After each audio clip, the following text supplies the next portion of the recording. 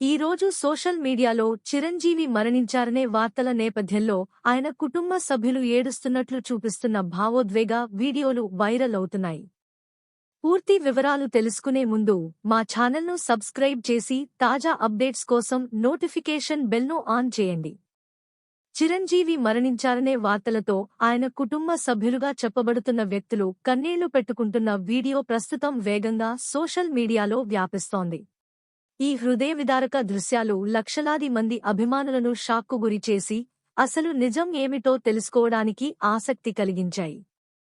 అయితే ఈ వైరల్ వీడియోల వెనుక ఉన్న నిజం మాత్రం పూర్తిగా భిన్నంగా ఉంది.